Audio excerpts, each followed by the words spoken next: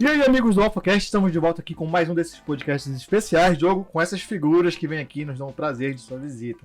Eu sou o Thiago Sarami, tá aqui do meu lado. Diogo Silva. E quem tá com a gente hoje é uma figura especial, como sempre, Diogo. Ele é famoso. Sim, e já foi líder de jovens, adolescentes da Assembleia de Deus aqui de Belém todinha, né? Coordenador. Eu na verdade, gente, que bênção estar aqui com vocês. E eu, na verdade, fui pastor de jovem aqui da Assembleia de Deus, né? É o pastor Maxwell, né? Isso. Continuo servindo o reino de Deus e uma alegria estar aqui. Excelente. Hoje você tá na Lagoinha. Isso, eu sou pastor de Lagoinha aqui na região e a gente está ali servindo, vai fazer 4 anos, né? E a gente entende que Deus deu essa direção, estamos ali servindo, é um corpo só, é o corpo de Cristo, né? Sim, lógico. Esse é o meu coração. Com outra bênção que a gente teve, que é o nosso patrocinador. A gente precisa falar nosso patrocinador rapidinho. Porque é o que permite a gente vir aqui e trazer essas histórias e esses acontecimentos. Que é o Alan Eletroimóveis. O diferencial dele é uma coisa muito importante para quem tem uma loja, Diogo. Com certeza. O preço.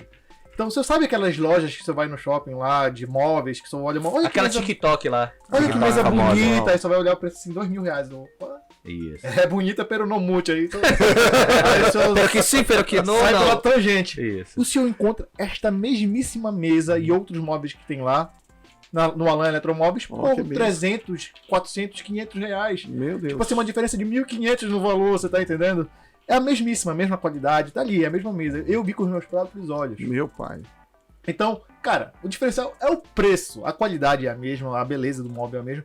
E ele vende sofá, mesas, armários, guarda-roupas. Você pode mobiliar a casa inteira com os que você encontra no Alan Eletroimóveis. E você pega o descontinho aí pelo nosso QR Code. Exatamente. E, apesar dele ter a loja física lá no comércio, ele também vende online. Então você acessa o QR Code que está no canto da nossa tela, ou está aí um número também do WhatsApp. É ele próprio que atende, apesar dele ter uma equipe de venda, ele faz o primeiro contato, depois ele passa para a equipe de venda e dele. o melhor de tudo, você falando com ele, você pode dar aquele show tá típico ali. O preço já é baixo, tu ainda achar um descontinho ali que ele ainda vai te conceder. Diz que veio pelo AlphaCast. Exatamente. Né? Que você vai ganhar um descontinho ali abençoado, né, pastor? Que legal. É isso, AlphaCast e Alan Eletroimóveis, trazendo essas histórias aqui pra você. Confere lá, entre em contato com ele que você não vai se arrepender, só tem vantagem. Aqui no AlphaCast, diferente de outros podcasts, a gente quer escutar muito da história do nosso convidado, né? A gente gosta de saber muito da questão das origens, né? Então, como é que foi pro senhor? O senhor já cresceu no Evangelho? O senhor é de Belém? Conte um pouquinho da sua história do início. Olha, eu cresci no Evangelho, né? Fui do coral infantil, de EBD, né? EBF. Sempre na Assembleia. Sempre na Assembleia. Minha família inteira, meu pai, nós somos de São Luís. A gente veio para cá com 9, eu vim para cá com 9 anos de idade. Tenho 5 irmãos. Somos 6 filhos. Então, o papai lá em São Luís, ele teve áreas, tipo como se fosse Coraci aqui, ele que era o pioneiro, então levou a mensagem do Senhor para locais que nunca realmente tinha recebido a palavra de Deus. Então, eu fui crescendo nesse ambiente de evangelismo, de colocar aquela boca de ferro em cima dos carros, né? E culto 6 horas da manhã com aquela boca de ferro em cima da igreja. A rádio era assim, basicamente, né? Culto 6 horas da manhã na feira. E assim eu fui crescendo, carregando caixa de som, andando na bicicleta, no carro. Enfim, essa foi a nossa realidade, essa foi a nossa, a nossa rotina, né, de vida, sempre mergulhando aí na obra do Senhor. Todo crente que se preze já fez uma coisa que foi trabalho de evangelismo, distribuindo folhetim, né, o informativo. Domingo à tarde, a gente ia nas casas, que saía aqui da multidão, né, de jovens, de pessoas ali, e a gente ia nas ruas, aqui já em Belém, já, né, ali pela Pedreira, no acampamento, a gente ia de casa em casa distribuindo, né, os folhetos. E eu acho tão interessante essa parte de evangelismo, porque a mensagem ela não muda, a estratégia muda. Hoje a gente continua fazendo a distribuição de folhetos, mas o folheto hoje é a internet, né? Virtual. Aqui é o virtual. Agora mesmo, você pode compartilhar essa transmissão com o maior número de pessoas possível. É uma mensagem de paz, de alegria, de leveza, de boas novas. E é muito fácil levar o boletim, o folheto, né? Só compartilhar. Ó como Deus facilita ainda, né, a vida da gente. Eu quero saber um pouco da sua experiência quando você chegou a liderar a juventude da Assembleia de Deus em Belém, né? Porque liderar 10 jovens numa igreja, 20, 30 é uma coisa. Agora, tipo assim, coordenar Belém toda... Foi uma experiência que realmente marcou a minha vida, né? Eu tenho 45 anos e Até mesmo na Lagoinha hoje, a gente em reunião fala, o Maxwell chegou agora e tudo, e que benção. E aí o próprio Espírito Santo de Deus me fez entender algo. 36 anos eu tenho trabalhado, né, na obra do Senhor, são experiências que Deus tem nos proporcionado. Trabalhar com a juventude de Belém foi algo extraordinário. Os jovens, assim, eles têm a força, eles são aguerridos, vão para cima. A gente estava sempre nas ruas, nas praças, fazendo ação em escola. Então, realmente era algo assim, algo extraordinário, e continua sendo algo grande, né? Eu nunca esqueço aquele centenário lotado, algo extraordinário. Eu fico muito grato a Deus. Nós somos corpo. Eu fico pensando assim, como vai ser no céu? Agora mesmo nós tivemos uma experiência de estarmos juntos como igreja, né? A pastora Zenete está fazendo um clamor pelo Brasil em várias regiões, a gente chama Ação Brasil, e Deus deu a direção para ela de fazer no norte, ia ser em Manaus, e de alguma maneira o Senhor falou, não, vamos fazer em Belém, e a missão era reunir as igrejas em 2 semanas, e a gente conseguiu reunir, falamos inclusive com a pastora Rebeca, o pessoal veio, sabe, as igrejas vieram, a Quadrangular, a Assembleia de Deus, as batistas, as comunidades todas, nós reunimos ali, não tinha bandeira, não tinha camisa, não tinha denominação, havia o povo de Deus, e foi algo assim extra. Eu chorei muito recebendo ali o povo, sabe, abraçando as irmãs coordenadoras de área, sabe, recebendo a juventude, recebendo as pessoas ali como um corpo de Cristo.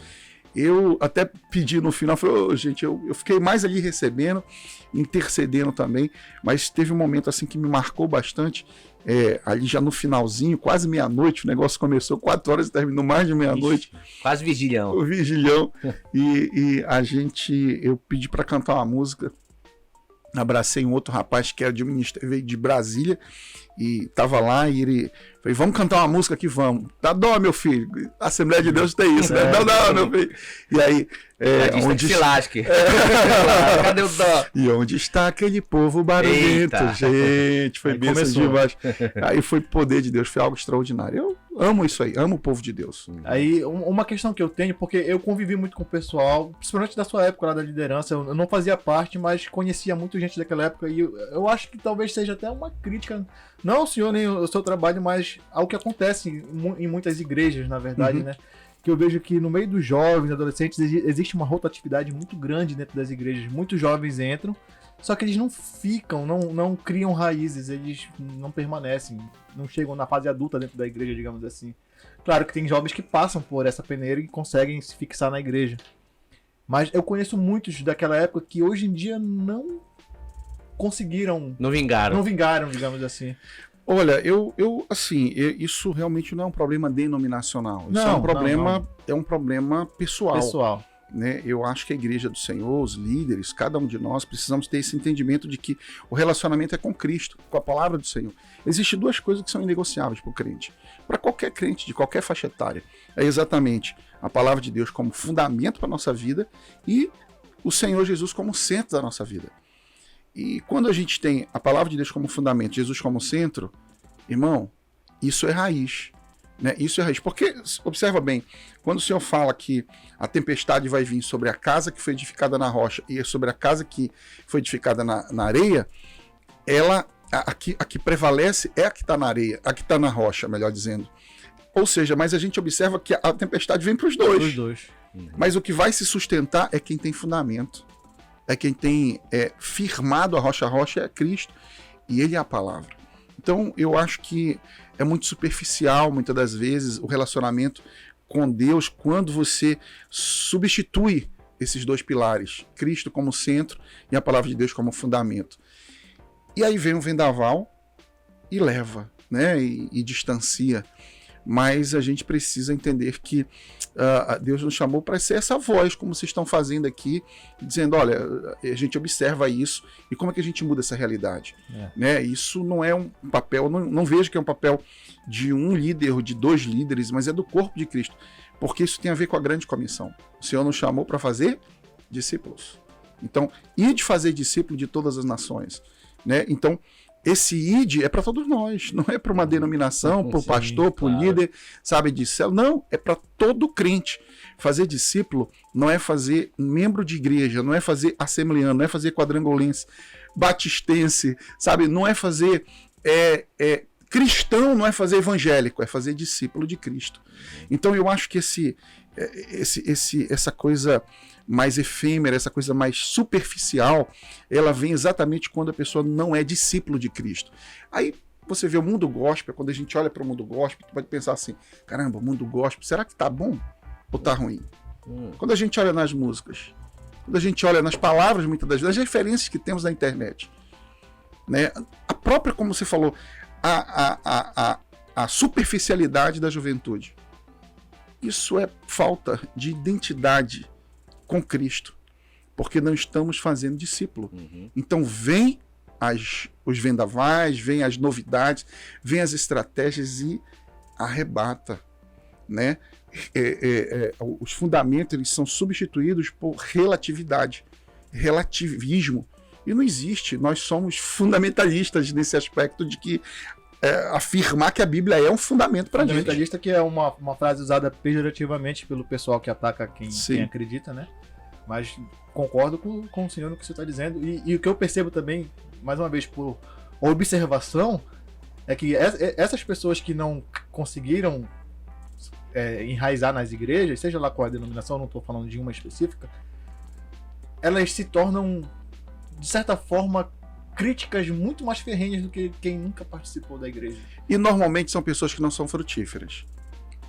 Normalmente são pessoas que não frutificaram e que substituir o Senhor como centro e colocaram um líder, ou a sua própria bandeira, a sua própria denominação. Quando a gente tem uma referência, cara, nenhum de nós ainda alcançamos a estatura de varão perfeito.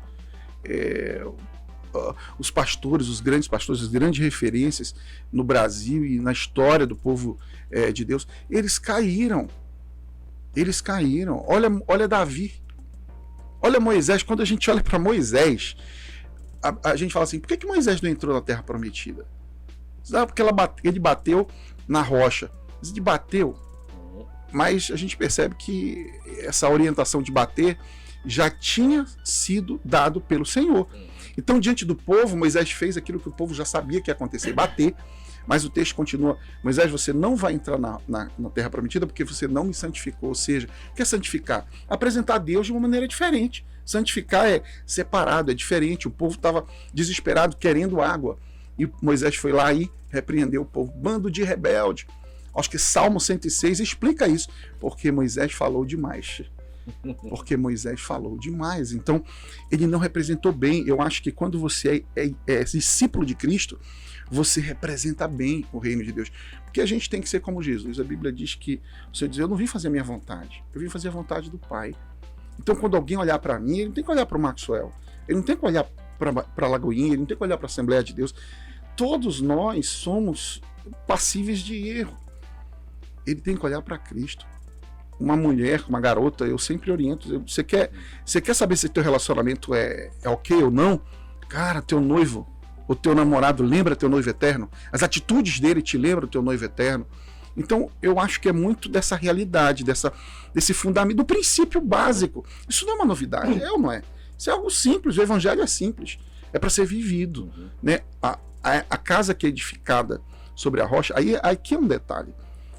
A juventude diz assim, não, a gente conhece muito e não conhece nada. Só tem a informação, mas não tem o conhecimento. Não entrou, não mudou transformação, não transformou a sua vida. Sim. Ele tem para criticar. O conhecimento adquirido, e às vezes é superficial, entra no nível do neocórtex, que é apenas da lógica, mas não é transformada e não vive. Essa pessoa, ela fundamentou a vida dela sobre a areia, porque a Bíblia diz que a diferença dos que estão construindo a sua casa sobre a areia e sobre a rocha é aquele que vive, aquele que ouve e obedece, aquele que ouve e cumpre. Essa é a diferença. Então Deus não nos chamou para apenas conhecer, mas para cumprir. Né? Então, quando você não cumpre, quando você não vive isso, você não tem fundamento. Aí você vai com ondas, né? Eu não sou crítico de novidade, eu não sou crítico de coisas, de estratégias novas. Eu sou crítico de substituir o fundamento por estratégia. A estratégia muda, fundamento não. Eu tenho, assim como o Thiago aqui, a questão de observar muito. Por exemplo, anos atrás eu entrei na Universidade Federal do Pará e eu vi muita gente que era de igreja, firme, ciclo de oração e tal, jovens principalmente de ciclo de oração, chegavam lá, né? Dava 2, 3 semanas, já tinha o cabelo, tava o cabelo longo, cortava, passava aquela, né, a máquina zero ali, pintava, colocava os piercing, já andava quase seminua e tal, que eu fiquei, meu Deus, o que acontece com esse pessoal? Então eu fui procurar dar uma estudada para saber o que acontecia de fato nesse fenômeno, né? Já tinha algumas respostas na cabeça. Tem aquela obra do William Craig, Em Guarda, né? Um teólogo americano. William Lane Craig. Muito safo. E logo nas primeiras palavras do livro dele diz o seguinte, olha, os jovens têm um problema na igreja moderna. É muita festa, é muito congresso, tudo gospel, boate gospel, festa gospel, banda gospel, tudo gospel ali. E é um movimento, como se isso fosse prender. Acontece que quando esses jovens são colocados à prova, eles não têm como se defender, porque eles não têm um nível básico de teologia, né? Não vou nem dizer teologia, mas o básico para poder defender as suas ideias cristãs do ponto de vista até filosófico e histórico. Eles não sabem nada. Eles continuam apenas entrando nas igrejas e repetindo jargões de líderes que não têm nem o ensino fundamental completo. E isso é uma crítica que agora eu estou fazendo. Quer dizer que tem que ser apenas doutores na igreja? Lógico que não, mas pessoas que sejam fundamentadas o quê? Não só na palavra, e nos estudos. Porque uma coisa que tem mais que torturante é tu chegar a ouvir uma pregação de um cara que troca a letra, que o cara não sabe falar. E ele só fala por jargão e a palavra não toca, não sai nada dali. É horrível isso. E não são poucas as igrejas que aqui, pela nossa realidade de Belém, existem, infelizmente, assim, né? Então eu acho que o jovem, se ele tá nesse nível de pisar, de estar no nível de água apenas que tá tocando nos calcanhares, não tá nem nos joelhos ou nos ombros, parte também da culpa é das lideranças que acabam ungindo aí e elegendo qualquer pastor como se fosse um cargo, né? Olha, eu vou te falar, a Bíblia fala que se a gente não clamar, as pedras clamam. Às vezes a gente sabe muito, mas a gente não se dispõe. A gente tem conhecimento, mas a gente não toma os lugares. Eu, honestamente te falando, eu acho que uma pessoa às vezes até que não sabe falar português direito, mas ela tá lá. Ela tá lá, cara. Entende? Ela tá dentro das cadeias. Ela tá fazendo algo que eu não faço. E eu acho muito relevante o que você tá falando, porque, por exemplo, a universidade, você chega no primeiro semestre, você vai lá pegar a introdução à filosofia, sociologia, você vai pegar vários autores ali que no primeiro semestre diz uma coisa, no segundo diz outra, e no terceiro diz outra. Desconstrói. Ou seja, mas o crente, o jovem que entra cedo na universidade, ele não se dá nem o direito de pensar. Ele não é porque é novidade para ele, aí ele fica com vergonha, né?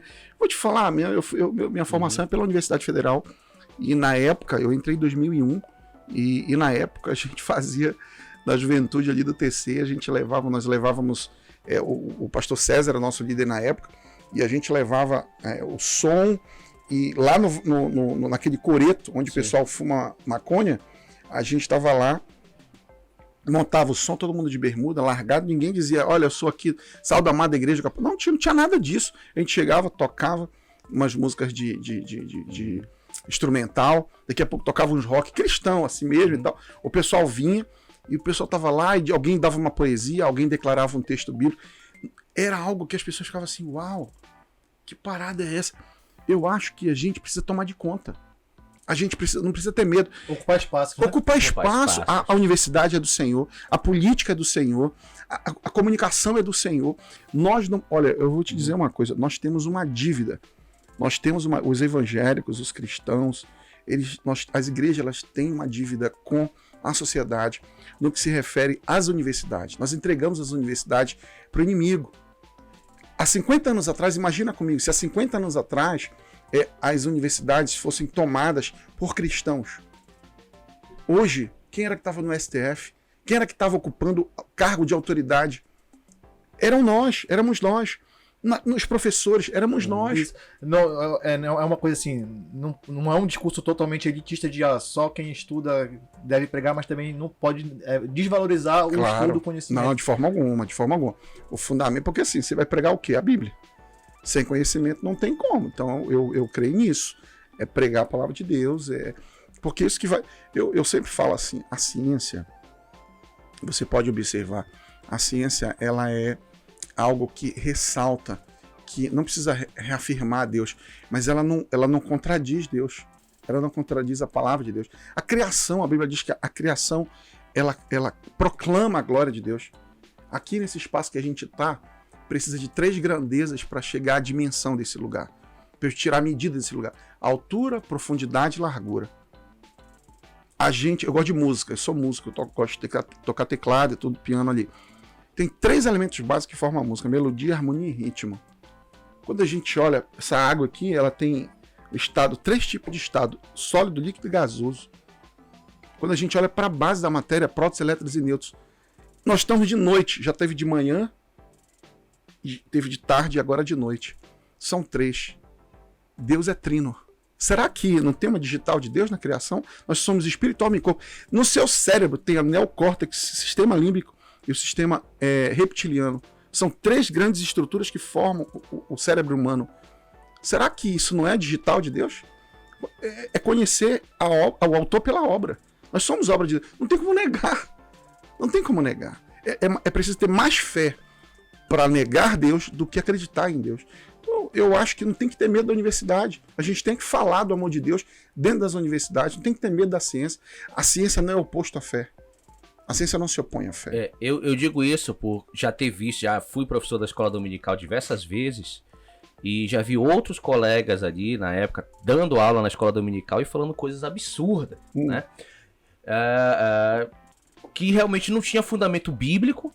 O indivíduo, o professor, dito professor ali da escola dominical, não tinha base nenhuma, Sim, né? sim. Nem malmente estudo, e tava falando da cabeça dele o que ele achava, achismo. Só que tava falando isso para um estudante de geologia. Aí vai embora. Conclusão, o que foi que ele fez? Ele nunca mais voltou. Aí Perdeu-se aquela alma. Por causa desse tipo de ignorância. Como ele falou, a igreja ganha muito, mas perde muito. E ninguém vai atrás dessas pessoas. Eu vejo assim, a minha realidade foi a vida na Assembleia, né? A Assembleia de Deus, ela tem sim um foco no estudo, um foco no fundamento. Porque você tem a escola bíblica dominical, você tem os estudos individuais que é feito nas células, você tem as pregações, normalmente tem pessoas, o próprio seminário, tem pessoas muito referenciais em Belém e fora dele, no Brasil, de pessoas que são teólogos reconhecidos. O conhecimento está aí. Mas, por outro lado, eu acho que existe um problema não só em uma denominação, mas no povo de Deus mesmo, a questão do discipulado. O discipulado, ele é um gargalo e um desafio para que a gente dê uma resposta. Porque é vida na vida o discipulado. O discipulado, ele você vai confrontar. Uhum. Não é afrontar, é confrontar. Né? O discipulado é você... essa base teológica, o discipulado doutrinário, ele é importante. Mas não só o doutrinário, mas o comportamental também. Então, esse discipulado acaba fechando a porta de saída do fundo de uma igreja. A porta de entrada é grande. Então, é preciso construir um roteiro de discipulado para que a pessoa seja conectada ao corpo. Para que a pessoa seja conectada. A gente tem lá na igreja, falando já da nossa realidade, a pessoa entra, a gente chama de plug, momento do plug. A gente tem um fly, a pessoa aceita Jesus, a gente leva para consolidação. Essa pessoa vai passar por um processo de discipulado, tem o batismo, e aí ela é levada para o carisma. É um seminário básico, teológico, free, que a gente dá, acontece todo domingo de manhã. É um ensino que a gente faz da palavra, é fundamento bíblico. Fundamento mesmo. É fundamento bíblico, é totalmente... E tem 2 níveis, o id e o go, o aprofundamento. Então, a gente busca realmente dar o fundamento. Agora, eu enxergo o discipulado não algo parado ali, algo apenas isso aqui, ó. Eu estou fazendo aula de batismo, estou sendo discipulado. Então pronto. Você já foi discipulado? Fui. Por quê? Porque eu fiz a aula de batismo. Não, isso não é o discipulado. Faz parte do discipulado, porque o discipulado é uma caminhada. Você precisa estar discipulando alguém e ser discipulado por alguém. Jesus fez isso, ele fez e formou discípulo. Observa que 12 pessoas discipuladas pelo Senhor fez com que essa mensagem chegasse até nós. Então, eu acho que a porta do fundo ela é fechada com o discipulado, né? Porque você conecta a pessoa ao corpo de Cristo. E é engraçado, né, que hoje em dia, com tudo o que aconteceu, pandemia e tudo mais, a gente ouviu muito se falar na palavra, né, negacionista. Que é o que muitas pessoas usam justamente para apontar o dedo para quem acredita, para quem tem fé, como se fosse avesso à ciência. Quando na verdade a gente sabe que não, né? E hoje em dia, se a gente for falar necessariamente do que a Bíblia fala, de certa forma, a gente vai entrar em certos conflitos que talvez algumas pessoas prefiram evitar, mas outras pessoas que eu julgo mais corajosas não vão se furtar a falar de algo que é o que elas acreditam. Você tá entendendo? Eu, pelo menos, nunca me furtei. Como a gente sempre fala que o podcast não é um podcast religioso, mas a gente tem a nossa fé, a gente sabe no que a gente acredita. Só que a gente pode ver que não se trata pura e simplesmente de fé. Porque se a gente for voltar 10 anos atrás, era ensinado nas escolas biologia básica ali, azinho e tudo mais, cromossomos e tudo. Hoje em dia isso não é nem religião, isso era ciência. Você tá entendendo? E hoje em dia a gente apontar para aquilo que a gente aprendeu na biologia básica, chamam a gente de negacionista. Gente, assim, a realidade é que você que está nos assistindo aí, talvez esteja em frente a uma parede branca, e se alguém chegar e dizer para você assim, é preta, e você ter que olhar e dizer, não é branca, mas a pessoa está dizendo, é preta. Então, isso é relativizar. O que é branco, o que é preto, o que é amarelo, não tem relativismo. Isso não é negacionismo. Isso, a pessoa que olha para uma parede branca e diz que ela é preta, ela é louca. É o contrário de negacionismo, é o contrário. O próprio escritor inglês, o Chesterton, dizia justamente isso. Vai bom, né? Chegar o momento em que a gente vai precisar provar que a grama é verde. Esse momento já estamos vivendo. Tá aí. A gente precisa provar o básico. Agora, a grande questão é que isso não quer dizer faltar com respeito. Não. As pessoas são livres. Assim como as pessoas são livres para crer, as pessoas são livres para não crer. São livres para viver sua própria vida e tomar suas próprias escolhas. Sim. O que precisa haver é um respeito, porque se a pessoa decide viver a vida dela daquela forma, ela também não pode impor sobre a outra, que a outra simplesmente olhe para aquilo e mude a realidade dos olhos. Agora, claro, o respeito precisa ser tomado. Eu sempre falo que se eu conheço um amigo que seja trans, ou qualquer coisa que seja, fala assim, olha, eu quero ser chamado de mulher. Eu chamo. Eu quero ser tratada por pronome feminino, mesmo eu sabendo que é um homem. Tudo bem, você quer? Eu te chamo pelo pronome feminino. Agora, a pessoa ela precisa entender que, na minha cabeça, esse chip não vai mudar. E respeitar esse processo também. A gente tem que respeitar, né? O respeito não é uma opção. Não é uma opção. É uma educação, inclusive. É uma obrigação ser educado, respeitar. No entanto, eu acho que o problema não é a homossexualidade. O problema não é a corrupção, o problema não é a violência, o problema não é o abuso sexual infantil. O problema é a falta de Deus na vida das pessoas. A falta do amor de Deus. Porque quando você é encontrado por esse amor, quando você tem o Senhor no coração, você é alinhado para um propósito. Eu acho que a grande dificuldade das pessoas é que a gente não se move por propósito, porque propósito parece algo distante, algo intangível. É mais fácil a gente se mover por necessidade. Só que a necessidade, ela sempre, um abismo chama outro. Você supre uma necessidade, daqui a pouco tem outra, e tem outra, e tem outra. Ou seja, você não tem destino, você não tem propósito, você vai com o vento, né? Então, eu vejo isso, que o problema do mundo não é as suas mazelas, o problema é a falta de Deus, porque quando tu tem Deus, te alinha, cara. Quando tu tem Deus, tu consegue respeitar, tu consegue amar. Eu acho que as nossas igrejas, elas precisam estar preparadas para receber as prostitutas, os homossexuais. Dentro da Assembleia de Deus, quando eu era da Assembleia de Deus, eu vi um milagre extraordinário. A igreja recebeu um transexual, ele tinha peito, tinha bunda, ele tinha... bunda não, né? Silicone, né? Que bunda todos nós temos, né? Tinha feito implantes ali. Então ele tinha aquela coisa desproporcional e tudo. Ele era um travesti em São Paulo. E ele veio para Belém, foi no Templo Central e aceitou Jesus ali. E ele vinha com aquela forma, né? A que ele tinha. E aí o processo, ele foi conhecendo a Deus, foi sendo discipulado, foi sendo cuidado. Sabe o que aconteceu? Ele decidiu, ele disse, olha, eu quero tirar esse silicone de mim. Eu entendo que não faz parte de mim e eu quero tirar. A igreja se cotizou ali, se reuniu o povo. Desculpe, a gente foi pago uma cirurgia para tirar o silicone dele do seio e da bunda dele. Ele ficou normal. Esse rapaz começou a namorar e ele cometeu um pecado. Ele caiu com a namorada e engravidou a namorada. E essa moça, ele casou com ela. Hoje ele tem 3 filhos com ela. A igreja precisa estar preparada para receber essas pessoas. Porque o Senhor veio buscar e salvar o que estava perdido. Quem precisa da misericórdia é exatamente o pecador. Será que a gente está preparado? Isso é uma coisa para a gente refletir. Será que a gente está preparado para receber o traficante dentro de casa? Dentro das nossas células? O travesti dentro da nossa... Sem olhar e dizer assim, uau, olha aí. Então, sem julgar, sem um olhar julgador. Será que a gente está preparado para receber os corruptos, quanto mais irreconhecidos na cidade, no país, dentro das nossas igrejas? Não para dar o palanque, mas para orar, para dizer assim, meu, caminha aqui, meu. O Senhor te ama também.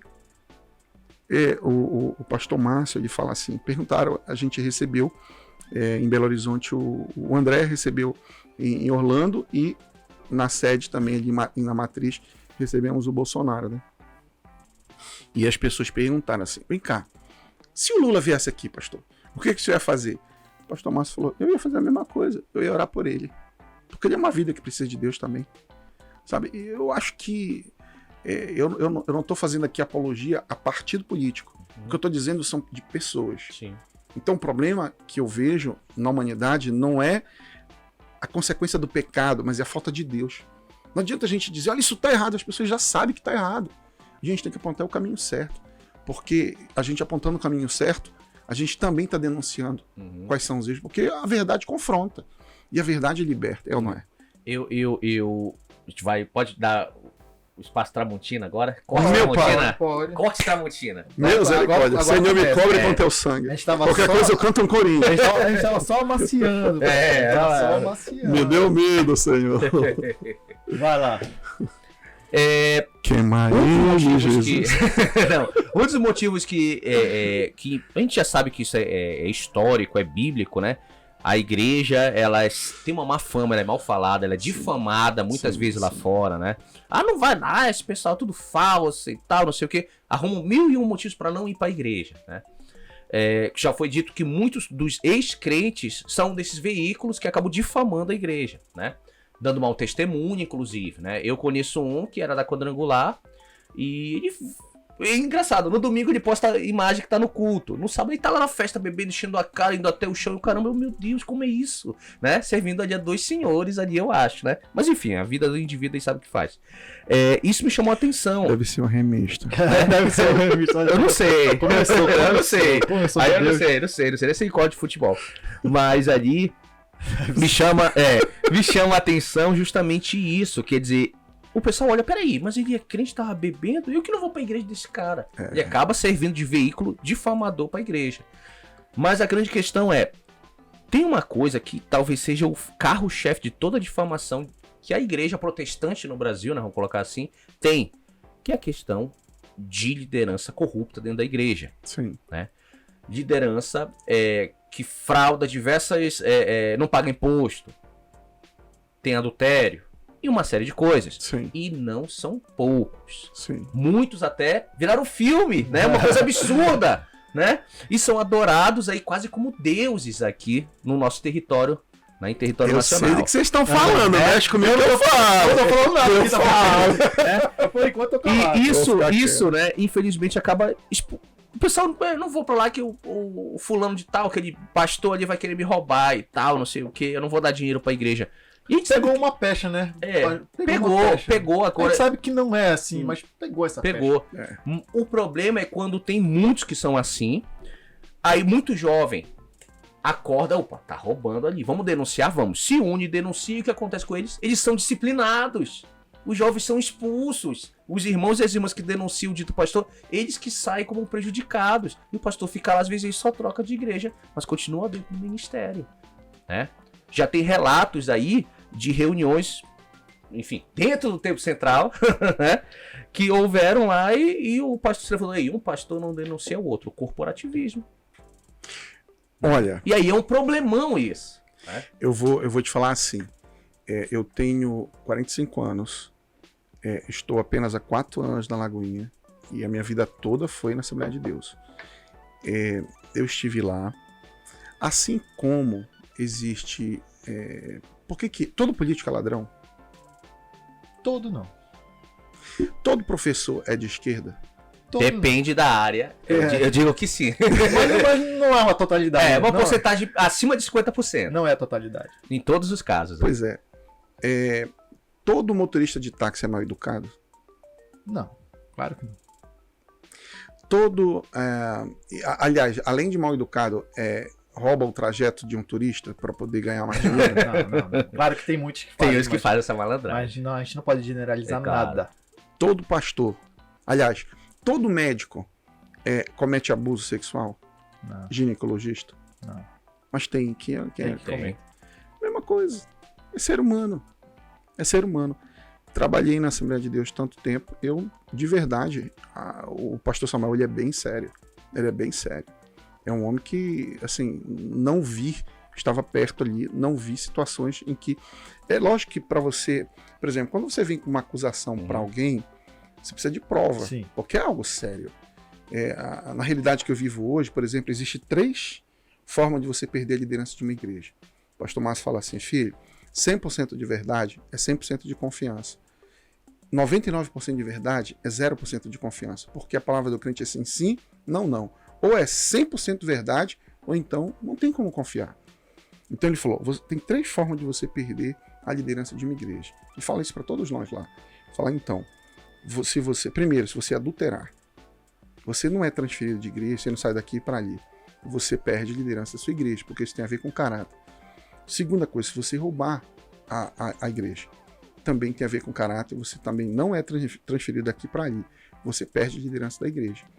Terceiro, se você fazer acordo político para favorecer a igreja ou pessoal.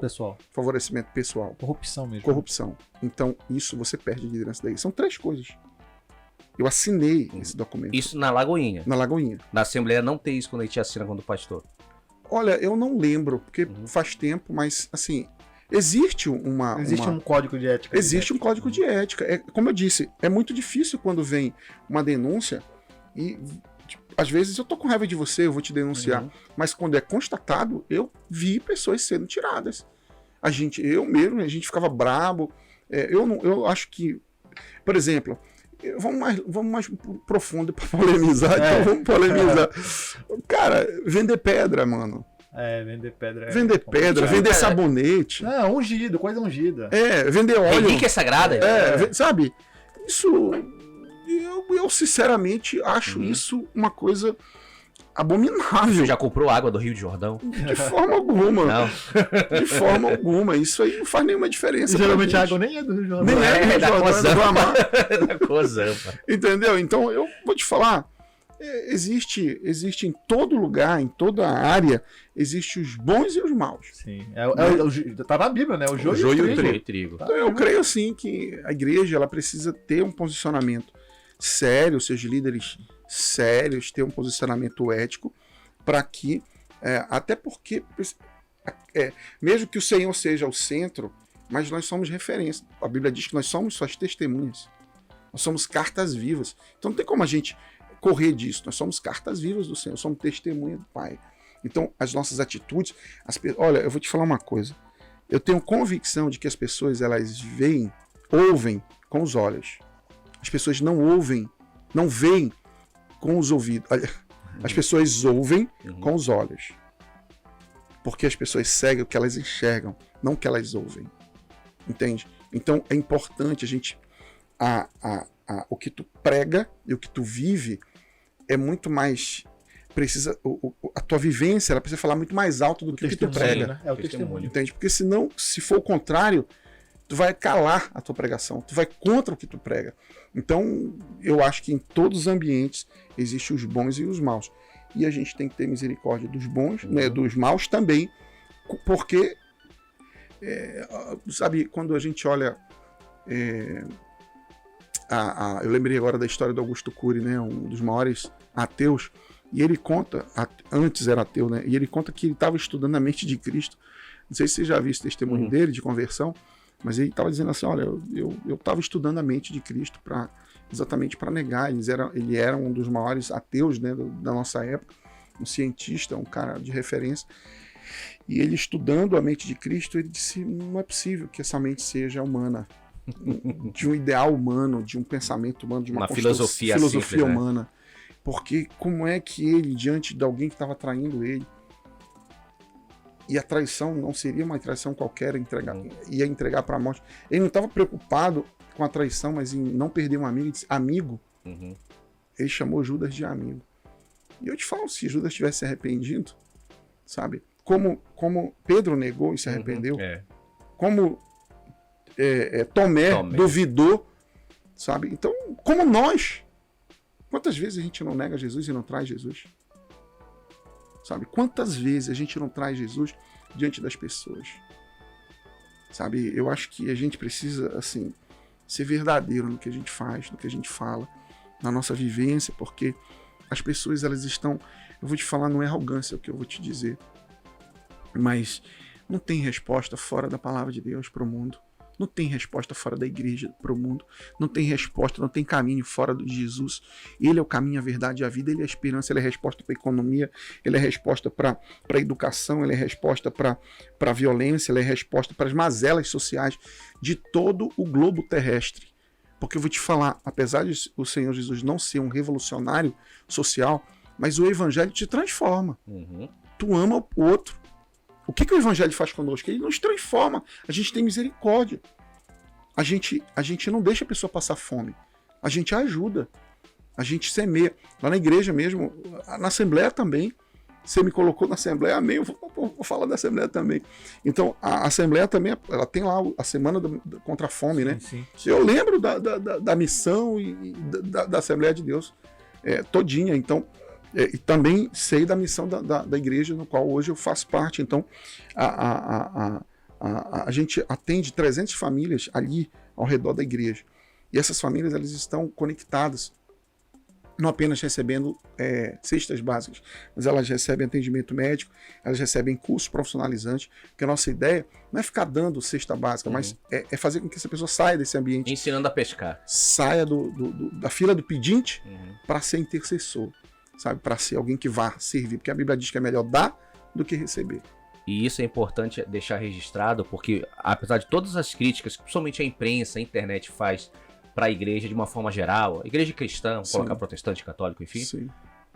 Se você for ver, tem uma coisa que nem o dinheiro do mundo paga, é justamente os milagres que têm ocorrido. O quanto a igreja tem ajudado justamente esses jovens, pessoas idosas, crianças, pessoas carentes realmente ali, né? Um jovem que saiu da droga por causa da igreja, encontrou Jesus na igreja. E aí, quanto vale uma vida dessa? Sim. E é importante também frisar que muitas das nossas perguntas aqui podem ter uma conotação crítica, mas ao contrário do que muitas pessoas possam estar imaginando, é uma crítica que a gente quer, na verdade, construir. Não é uma oportunidade de melhoria. Não é uma crítica destrutiva, apenas de apontar o dedo sem fundamento nenhum. Não, o que a gente quer é que a igreja melhore. A igreja é muito boa, o mundo seria horrível sem a igreja. É muito melhor existir a igreja do que não existir a igreja. Mas eu acho que a igreja é de Deus, mas existe espaço para melhora na vertente humana. Sem dúvida. No que o ser humano pode fazer para a igreja, existe um espaço para melhorar ainda. Eu não tenho dúvida disso. E se não tivesse debate, se não tiver uma discussão, se não tiver uma desavença, não melhora. Nós somos seres humanos, a igreja, a instituição, o CNPJ, ele é administrado por pessoas, e pessoas não tem uma instituição no planeta que seja perfeita. Nem a do Elon Musk lá. Já os foguetes que o digam, né? Pois é. Nem o Vaticano. Entendeu? Não tem. Então, o que a gente precisa fazer é enxergar o ponto crítico. A minha saída da Assembleia de Deus, exatamente, eu lembro que o pastor Samuel falou assim, mas qual é o problema? O que você vai fazer lá que você não pode fazer aqui? Eu disse, pastor, eu não tenho nenhum problema com a igreja. Eu não tenho nenhum problema, não tenho nenhuma crítica para fazer, porque eu não olho a crítica como algo os defeitos da igreja, que todas as igrejas têm, como algo assim que me faria sair da igreja, de forma alguma. Eu sempre olhei um problema e fui tentar ajudar. A minha responsabilidade na igreja, os meus cargos, eu não fazia por causa dos cargos, né? Eu estava no som, eu vivia no sonho, eu era líder do louvor, eu era dos jovens, quando iluminação eu estava junto, eu sempre gostei de servir, entende? Eu sempre me dediquei, assim, independente de ter cargo ou não, sabe? Porque eu acho que os desafios ali é pra gente dar a mão, vamos para cima, vamos fazer. A igreja não é do pastor Samuel, a igreja não é do pastor Márcio Valadão, a igreja é do Senhor. Então vamos para cima, vamos estar junto. Então, não é por crítica, mas o Senhor me deu uma direção. O Senhor falou comigo. Eu recebi uma direção muito clara porque ir para esse caminho. Sabe? E foi muito engraçado, porque, enfim, eu não sei se a gente vai entrar nesse detalhe, mas eu nunca imaginei sair da Assembleia de Deus. Nunca imaginei sair da Assembleia de Deus. Era até uma pergunta que eu ia lhe fazer. Você já tá nesse caminho, só continue. Como foi esse processo? Como foi esse convite? Por que o senhor realmente passou para Lagoinha? Então, eu nasci na Assembleia, como vocês me falaram aqui no início, mas eu casei, eu entrei eu tive um tempo de afastamento do caminho do Senhor, e quando eu voltei em 2001, e voltei ali no Tempo Central, minha cabeça muito maluca, eu fui músico da noite, então fiquei 9 anos tocando aí na noite e tal, e quando eu voltei com a mente maluca, assim, a mente de pessoas que não tinham temor de Deus nenhum. Então eu lembro que a primeira vez que eu fui na Assembleia de Deus ali no Tempo Central, meu irmão era do Ministério de Louvor, eles tocaram, eu fiquei lá assim com aquela cara de esses caras não sabem nem tocar. Meu irmão terminou de tocar, sentou do meu lado, falei, Mark, aí tu gostou? Eu falei, cara, não, vocês são muito mal, vocês são muito ruins, vocês tocam muito mal, cara. Eu tava acostumado a tocar profissionalmente, Sim. De fato, enfim, aí eu falei, olha, diz pro teu pastor lá, eu não conhecia o pastor, eu falei, diz pro teu pastor lá que eu toco. Diz pra ele me deixar tocar pra ele. Meu irmão falou assim, Mark, não é assim, igreja não é assim e tal, me deu uma lição, né? Sabe o que aconteceu? Eu fiquei nesse processo 2 anos no banco, esperando. Assim, eu queria tocar e o pastor não deixou. Eu fiquei 2 anos no banco. E Deus me deu um desejo incontrolável de ser hold. Você sabe o que é hold? Cara, já sabemos muito o que é isso aí. eu olhava pro menino, porque eu tocava teclado, eu dizia assim, esse menino não toca nada. Mas eu cheguei com ele, é meu amigo até hoje, o Kleber. Eu falei, Kleber, deixa eu te falar uma coisa, mano. Deixa eu ser teu hold. Ele disse, o que é hold? Eu falei, o que monta e desmonta o teclado, cara. Eu tô com uma vontade incontrolável de montar e desmontar o teclado, de ser teu hold. Eu tinha um hold na noite. E na igreja eu queria ser. Deus colocou isso no meu coração. Eu queria ir. Mas eu também tinha uma estratégia. Eu falei, eu monto teu teclado e desmonto teu teclado. Mas eu também passo teu som. Porque, na verdade, eu queria que o pastor ouvisse eu tocar. Sim, excelente. Do grego, né? Estratégia. Estratégia. E aí, camarada, ele disse, não, eu achei muito legal a tua ideia de montar meu teclado e desmontar meu teclado. Mas ele sabia que era a usurpadora. Era a usurpadora ali. Meu Deus! Usurpadora. Olha só. Camarada, Deus deu discernimento pra esse menino. Ele não me deixou passar o som. Deus falou, não, montar o teclado e desmontar, beleza, mas passar o som não precisa não. Tô ligado, não tô movendo. E aí eu fiquei 2 anos no banco, gostando, e Deus foi me transformando, cara. E lá eu casei, lá eu tive um encontro com Deus, Deus foi transformando meu coração, minha vida, minha mente. Eu acho que a coisa mais importante da vida de um ser humano é a transformação da mente dele. O teu olhar muda, entende? O teu olhar para as mesmas coisas que você olhava antes, você olha diferente, cara. Então isso para mim é enlouquecedor, assim, porque não é possível que a mesma pessoa, a mesma história, tem algo que acontece que muda a tua rota, muda a tua forma de enxergar. Irmão, é sobrenatural, entende? Só o Senhor pode transformar, não tem jeito. E aí eu fui nesse processo e depois me envolvi, me chamaram para tocar e eu fui tocar e a partir daquele momento eu nunca mais saí do louvor, continuei no louvor. Enfim, eu sei que casei ali, conheci minha esposa. E 5 anos depois ela ficou grávida. Aí tá a minha saída da Lagoinha.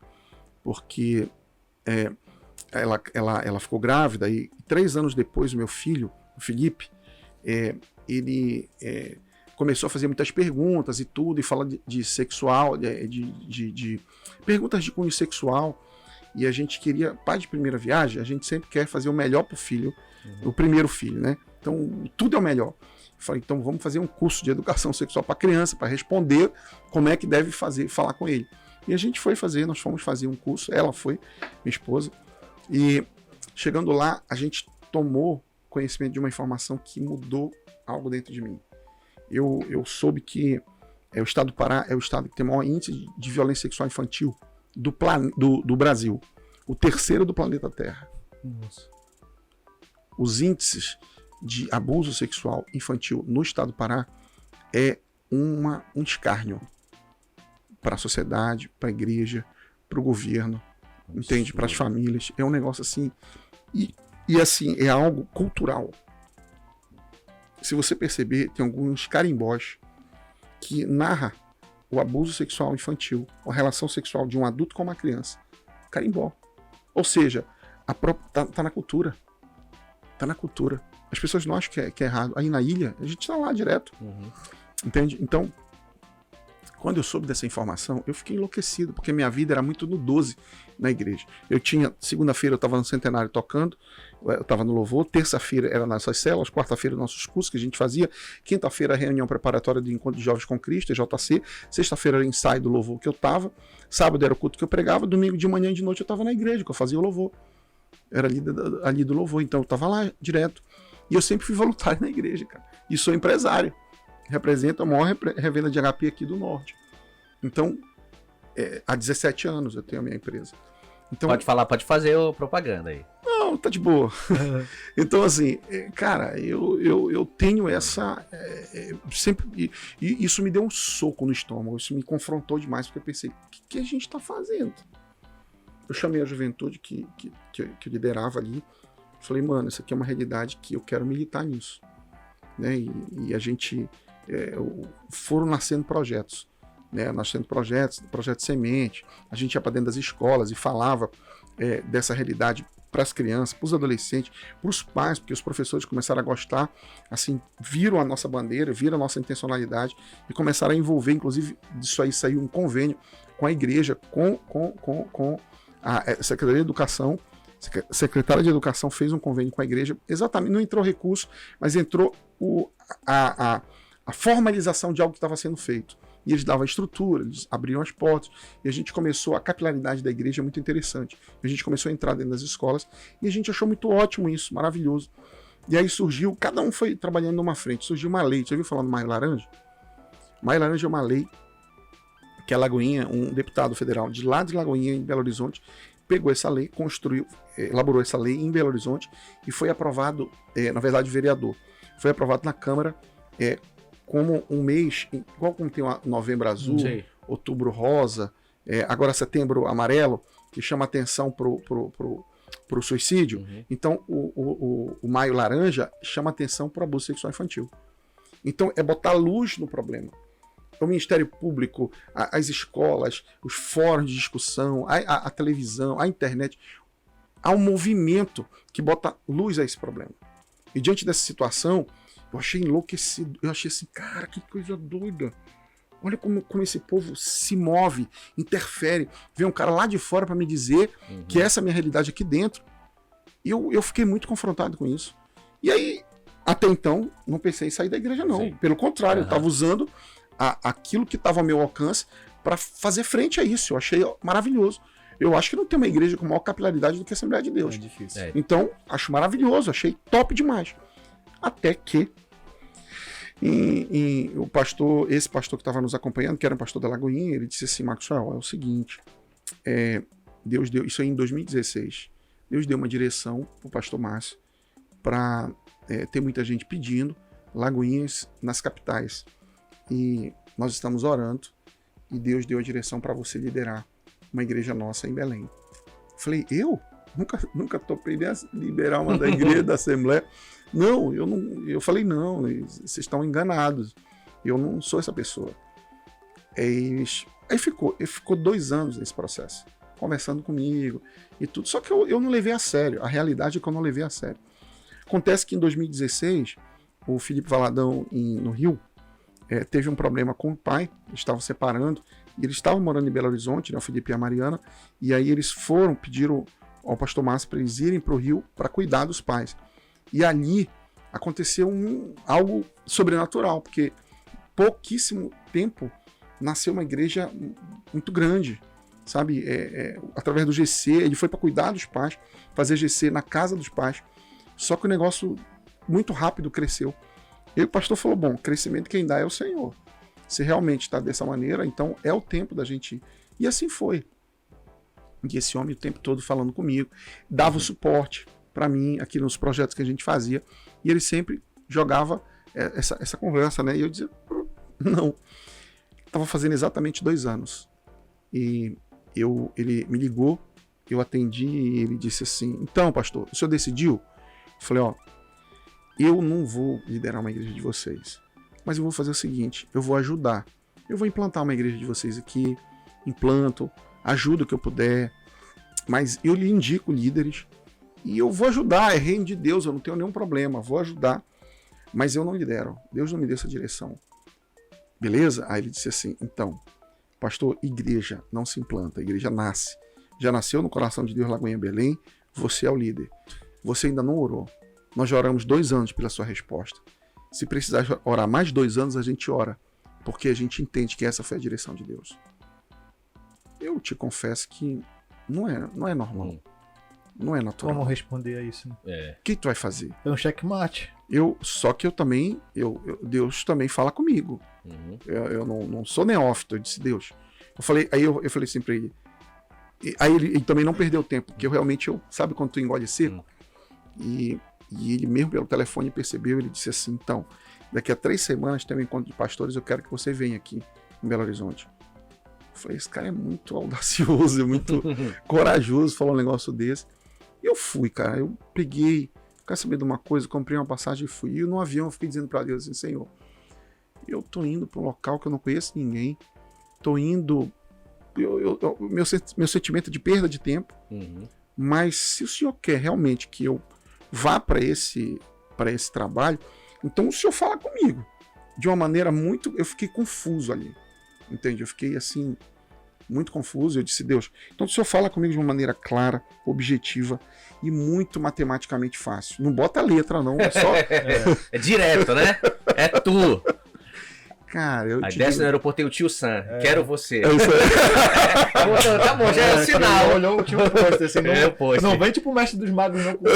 Leva de mestre dos magos. Não, cara, e assim, eu fui, cheguei lá, era lá no centro de treinamento do Diante do Trono, eu era de louvor, achei maravilhoso aquele lugar, top das galáxias, mas eu sentei lá atrás, com medo de sair de uma foto.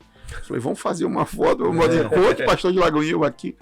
E eu fiquei quieto, só eu e minha esposa sabíamos disso. Porque não estava realmente no meu radar de sair da igreja. E eu peguei, fiquei lá, Deus falou 2 vezes, através do pastor Márcio, direto comigo.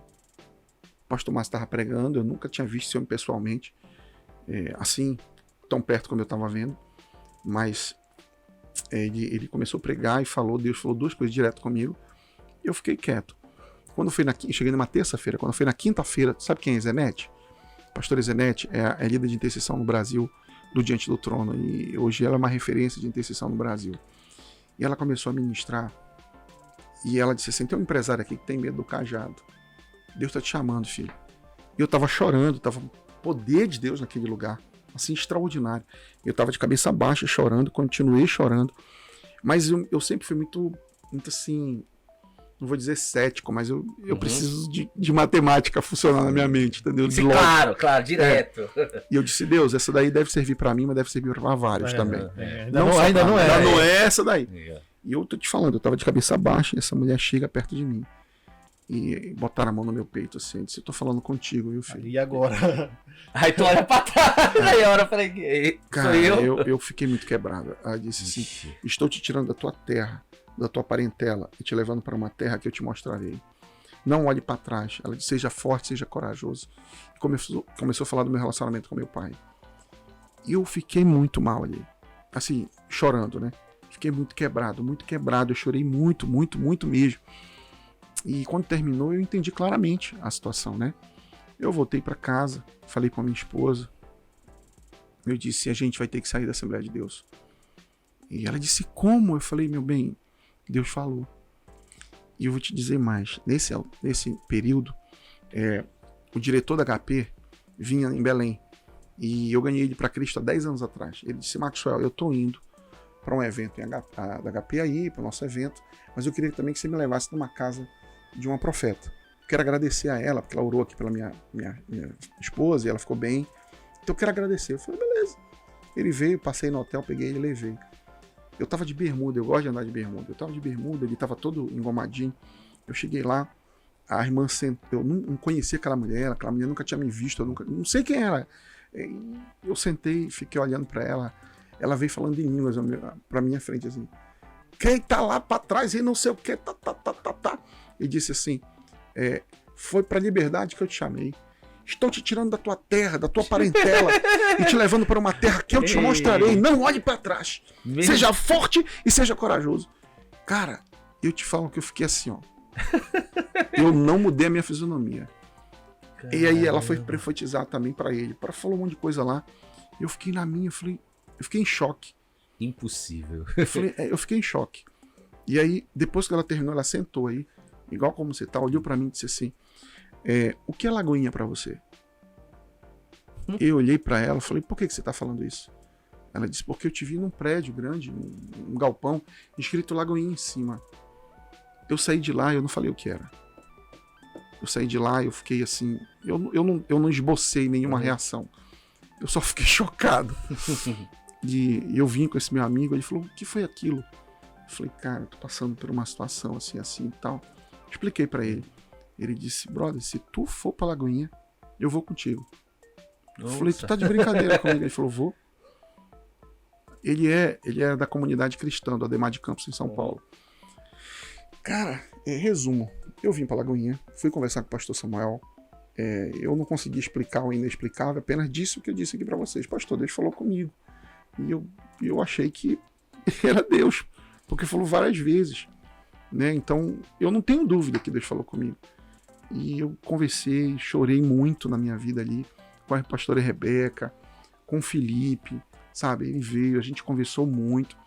E eu, de verdade, de alguma maneira, lógico que você vai fazer um movimento desse, pode ter acontecido alguma coisa, eu entendo os questionamentos, mas não tinha acontecido nada, sabe? Eu não tinha, apenas Deus tinha me dado uma palavra. E eu saí. Eu chorei muito, eu nunca chorei tanto na minha vida. Principalmente quando eu fui falar com a pastora Rebeca. Ela pagou a inscrição no meu vestibular, irmão.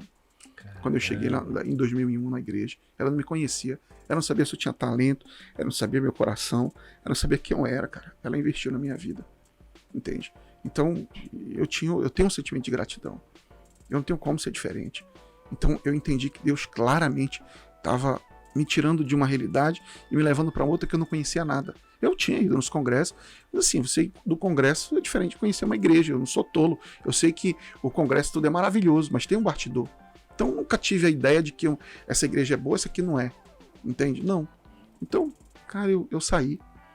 E engraçado que eu cheguei, eu saí, eu fiquei... Imagina o seguinte, a minha vida no 12 que era aquela rotina toda, e de repente eu não tinha nada para fazer segunda-feira, nem terça, nem quarta, nem quinta. Já estranha logo. Eu andava em círculo dentro de casa. Eu ficava, meu Deus do céu, não tem nada. E domingo não tinha nada, não tinha igreja pra eu ir. Eu fiquei enlouquecido, cara. Eu falei, não. Eu fui andando pela cidade para saber um prédio. Eu peguei e fui num prédio grande. Eu falei, vou pegar o prédio maior que tiver aqui. Se é para ter igreja, então vamos ter uma igreja grande. Fui lá num prédio, falei com o dono para alugar e tal. Fiz vídeo e mandei pro pastor. Pastor, tá aqui o prédio, tá aqui o contato, tá aí o valor. E aí eu fiquei pensando, vamos mandar o Diante do Trono aqui para inaugurar.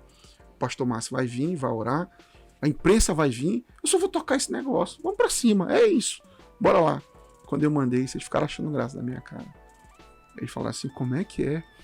Ô filho, lembra que igreja não se implanta, igreja nasce? Falei, sim, então, tem que ter o prédio. Tem que inaugurar.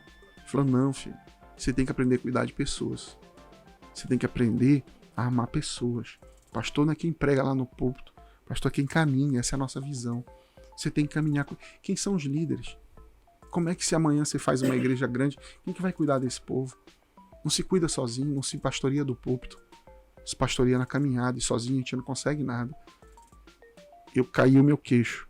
Não tinha pensado nisso.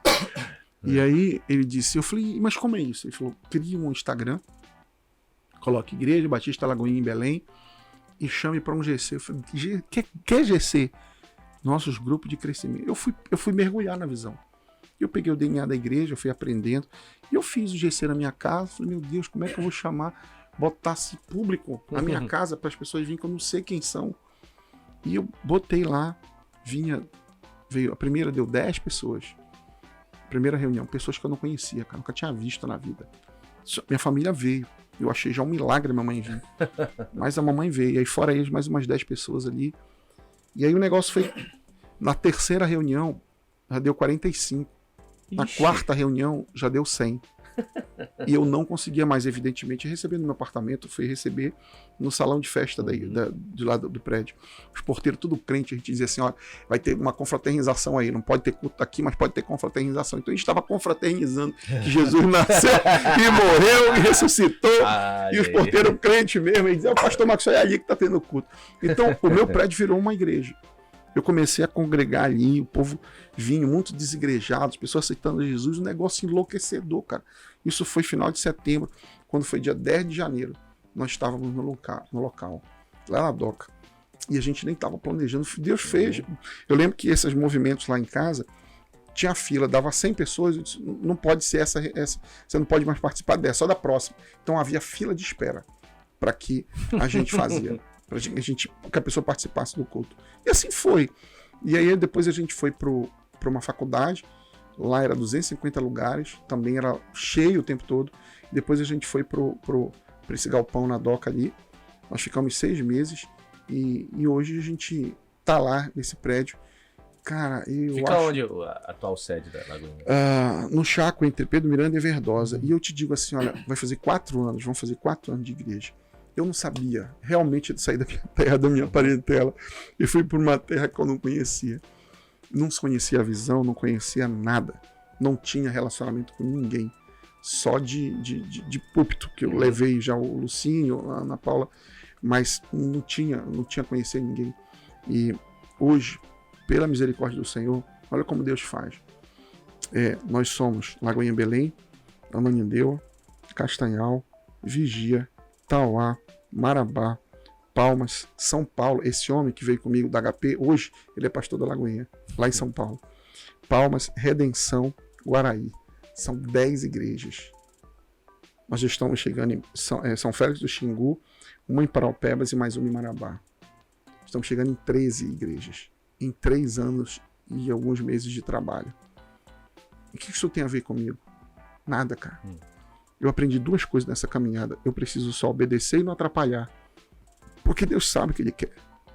Entende? Então, eu te falo assim, o que eu tô vivendo é a mão de Deus, é o milagre do Senhor. A gente, hoje lá, nós somos 13 pastores, nós temos 70 líderes, nós temos 247 voluntários. Minha equipe de comunicação tem quase 50 pessoas. Nosso Ministério de Louvor, nós temos 6 ministérios de louvor. Sabe? É um negócio assim que eu não consigo acreditar. Não é a mão de homem. Não... É Deus pega assim e diz, filho, só não me atrapalhe. Deixa que eu faço. Sabe? Então, essa é a minha história. Eu só quero fazer aquilo que Deus quer que eu faça. Sabe? Eu sempre que posso, eu mando mensagem pro pastor Samuel. Digo, pastor, eu amo a sua vida. Eu respeito o Senhor. Até hoje que eu sei do ministério. E sabe o que eu acho engraçado, cara? Eu acho louco isso. Deus conhece meu coração, não tô falando isso por altivez, não. Mas sabe de uma coisa? Eu recebi uma palavra de uma pessoa e disse assim, você vai pra Lagoinha, ninguém te conhece. Daqui a pouco eles vão te tirar. Sabe o que aconteceu? Deus, ele me deu a responsabilidade não apenas de Belém, mas do Norte e Nordeste. A gente está assumindo outras igrejas em outros estados. Porque hoje a Lagoinha Belém está entre as 10 maiores igrejas da Lagoinha no Brasil. Como que pode isso? Sabe? Como que pode isso? Agora, eu te falo, a gente realmente só precisa obedecer e não atrapalhar a Deus. A gente está vivendo uma visão. Realmente é um lugar de novos começos. Não é aquele espaço geográfico, mas é a posição, assim, de obedecer o Senhor. O local de novos começos é a posição de obedecer aquilo que Deus faz, mesmo que te confronte, mesmo que te tire da zona de conforto. Porque eu estava numa zona de conforto. Eu tinha sala de ensaio que eu tinha construído, a gente estava investindo, eu estava querendo que o louvor... Eu até tinha dito, pastor, eu preciso focar só no louvor. Eu tinha já saído da missão jovem, tanto dos Belém quanto do Tempo Central, sabe? Então eu estava focado no louvor, é o meu chamado ali, e eu estava investindo nisso. Então, de uma hora para outra acontece uma situação dessa. O que eu posso dizer? Só agradecer a Deus. E no caso aqui da Batista, é muito jovem nessa congregação de Belém? Olha, assim, eu vou te dizer, hoje é muito heterogêneo, né? Um dos ministérios mais fortes é o de criança. Nós temos o Instituto Infância Protegida, que está aí militando contra a questão do abuso sexual infantil. Nós temos o Ministério Existir, que cuida de mulheres grávidas. A gente já conseguiu, o projeto fez 1 ano já, a gente já conseguiu evitar que mais de 100, quase 200 crianças fossem abortadas. Porque, presta bem atenção, se existe um índice de exploração sexual, de violência sexual infantil grande aqui no nosso estado, imagina a quantidade de aborto.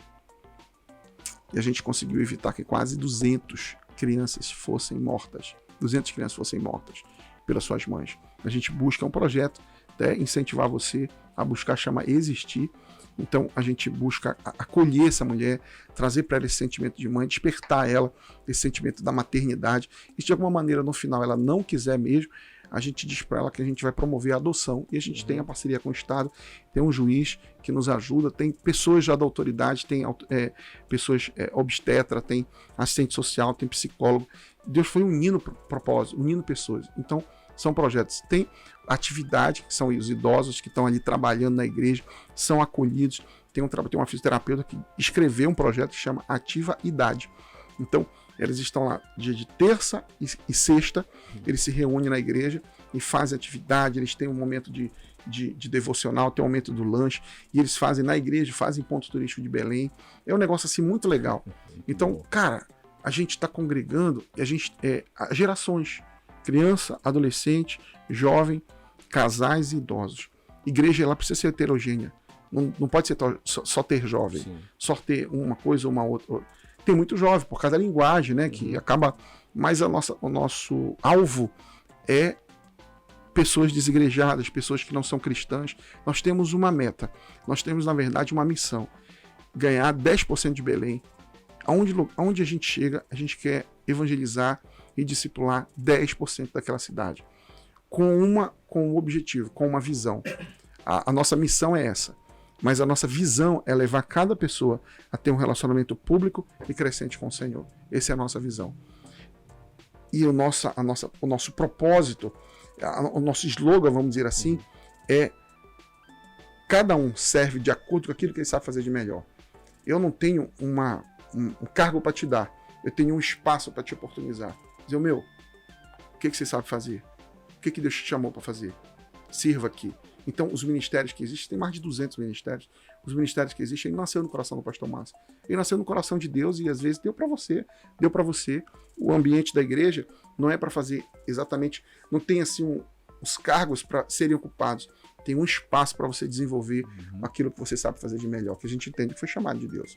Então, é isso que a gente entende, a gente está vivendo essa realidade, algo que me encanta muito, como Deus tem agido, as crianças têm sido muito acolhidas, a gente tem um trabalho muito forte com as crianças, a gente tem oficinas com criança autista, é uma igreja inclusiva, a gente recebe, a gente tem um trabalho muito forte, é muito bonito ver as crianças convivendo, sabe, e os irmãos sendo orientados, como é que cuida, como é que proporciona esse ambiente.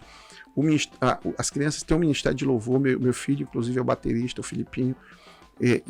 As crianças têm banda? Tem banda. Eles têm um ministério de louvor deles, tem um auditório deles. Enquanto tá tendo o culto principal, tá tendo um culto no auditório principal, tá tendo um culto principal também das crianças.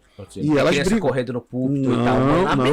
Elas têm o auditório delas, elas têm as salas delas, elas fazem o culto delas no auditório delas e depois elas são enviadas para as salas. Tem sala por faixa etária. É uma estrutura muito legal que Deus nos deu.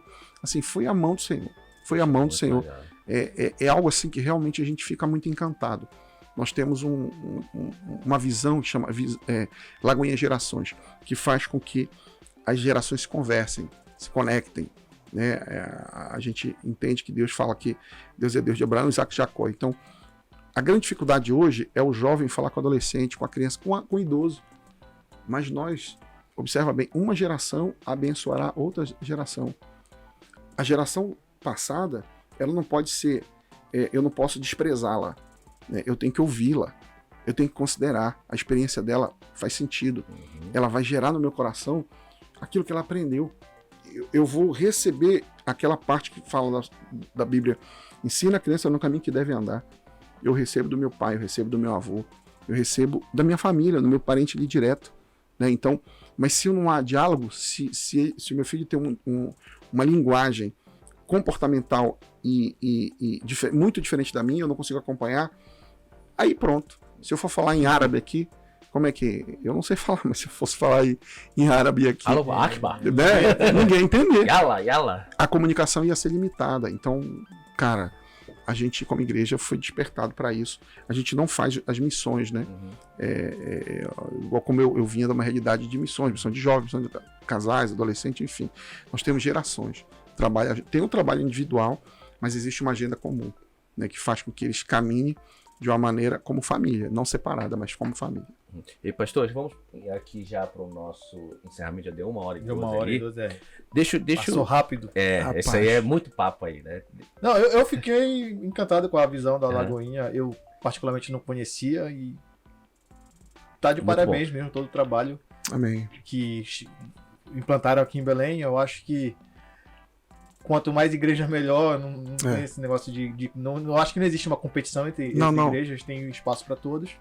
E o trabalho da Lagoinha se diferencia um pouco das outras e que bom, entendeu? E é bom divulgar, porque eu particularmente não conhecia, então muita gente está assistindo talvez não conhecesse, então é bom estar divulgando. É um trabalho diferente, não é melhor. Não é melhor. Claro. É só um trabalho diferente. É igual o dedo da mão. Cada dedo aqui, a Assembleia de Deus, ela tem uma linguagem que eu não vou conseguir alcançar. A Lagoinha não alcança. A Lagoinha tem uma linguagem que a Assembleia de Deus não vai alcançar. É a linguagem, a mensagem é a mesma, mas é só a forma de apresentar. Entende?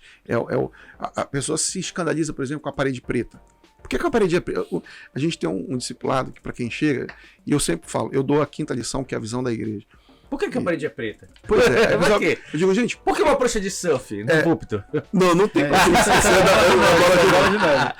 É um skate nessa, né? Não tem. É um púlpito normal.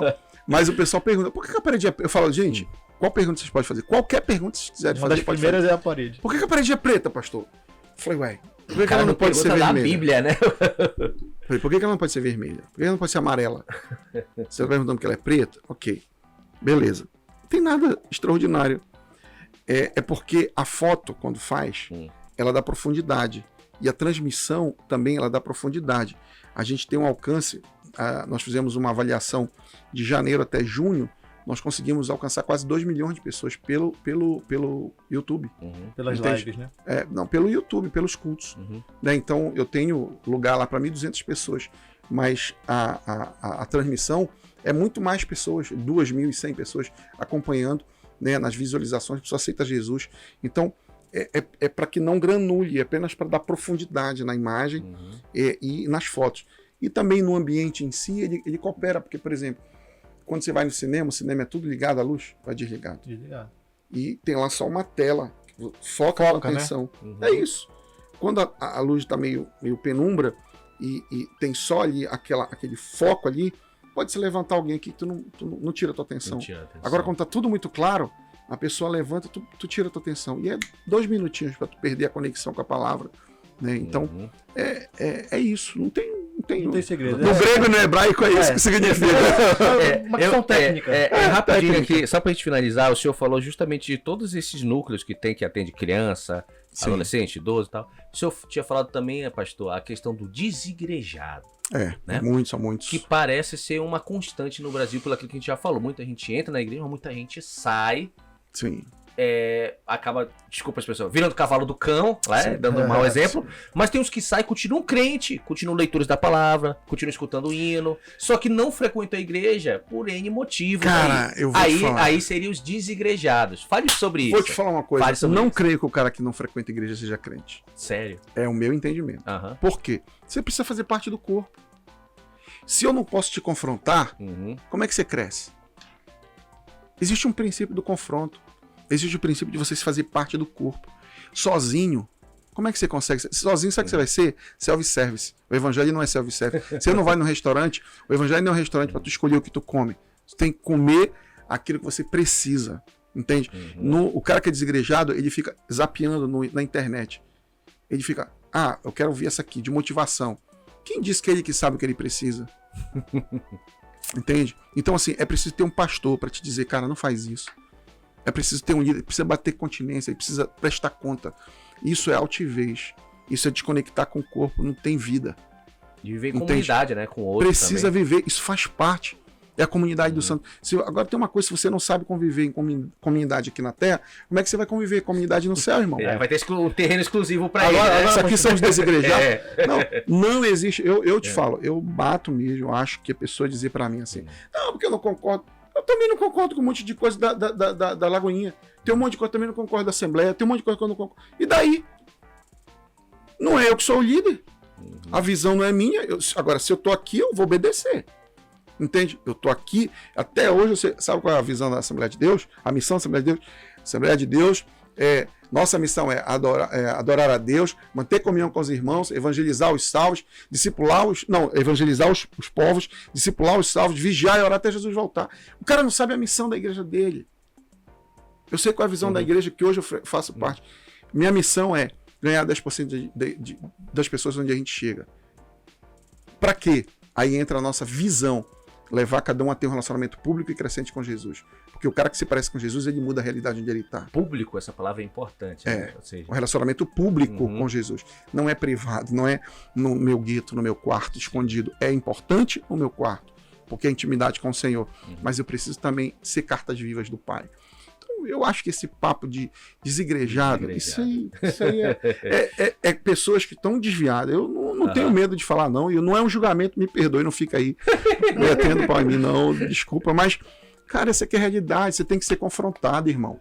Pastor, eu sei que tá tarde já que a gente... Mas eu me considero um desigrejado? Meu desviado. Concordo com o senhor que você tá falando que realmente não existe uma vida cristã fora de uma igreja. Comunidade. Concordo plenamente com o senhor. Mas existem histórias que são complexas. Existem acontecimentos que são complexos, que não tornam as coisas tão simples assim. Vou lhe dar um exemplo da nossa vida aqui, sem citar denominação, sem citar nada. O Diogo... Eu cito. Tu não cita, eu cito. A gente cresceu junto na igreja. Então, pelo que eu passei, basicamente ele passou também. A gente viu as mesmas coisas acontecerem. E a gente viu coisas... Tenebrosas. E que não esperava encontrar dentro de uma igreja. Repetindo. Eu amo a igreja. Eu amo a Assembleia, eu amo a Lagoinha. É igreja. Eu quero que cresça, eu quero que exista, eu quero que seja forte. Então, nada que eu falar aqui é pra destruir a igreja. Pelo contrário, eu queria que ela melhorasse. Mas certas pessoas cruzaram o nosso caminho e mataram muitas das coisas que existiam dentro da gente de uma tal forma que eu considero difícil recuperar. Filho, eu vou te dizer uma coisa. Quem sabe eu vim pra cá não foi pra dar um testemunho, falar da minha vida, mas pra dizer que o Senhor tem saudade de ti. Não deixa uma pessoa que talvez feriu, como tu estás falando, e eu creio, feriu teu coração. Se ele não representou bem a Deus, não mudou quem Deus é. Porque, sabe, a gente precisa ter essa conexão, cara. A gente precisa ter esse corpo. A gente precisa... É ferro com ferro, para ver falar que é ferro com ferro que se afia. Eu vou te confrontar. Tu vai me confrontar. Dizer, pastor, o que você está fazendo não está certo. Eu tenho funcionários. E sabe quais funcionários? Vamos pegar esse macete aí. O funcionário que eu mais admiro é o funcionário que me confronta, que tem opinião para dar. Não é um funcionário que só baixa a cabeça e diz amém para mim. Porque ele não está cooperando em nada. Ele está falando aquilo para mim, na minha frente, mas por trás dizendo não concordo com nada do que ele falou. E o cara que fala na tua frente com respeito, ele está sendo franco, sincero, ele quer cooperar contigo. Entende? Então vou te falar, não existe ambiente perfeito, mas nós que recebemos esse toque do Senhor, o Espírito Santo de Deus habita em nós, cara, a gente precisa estar no corpo, cara. A gente precisa estar, sabe, um animando o outro, um caminhando com o outro. É melhor que a gente ande dois do que um sozinho. Entende? É muito bom você poder dizer assim, eu preciso contar contigo, você conta comigo. Eu vou te dizer, tem uma música que as pessoas dizem assim, é a música mais hipócrita da igreja. Assim, recebi um novo coração. É a música da falsidade.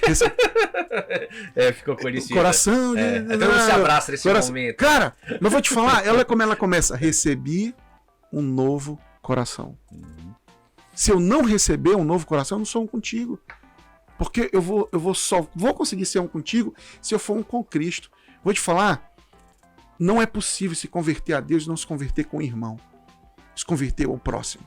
Por isso que eu não acredito no desigrejado nesse aspecto de você não estar conectado com o corpo. Porque se você tem o amor de Deus, se converteu a Deus, como é que você não vai se converter com o irmão? Como é que você não vai ter misericórdia com o irmão? Olha, eu vou te dizer, os frutos para mim, eles são sinais para você avaliar a árvore. A árvore não é para tu cortar a árvore e jogar fora. Mas o fruto tá ali te dando sinais.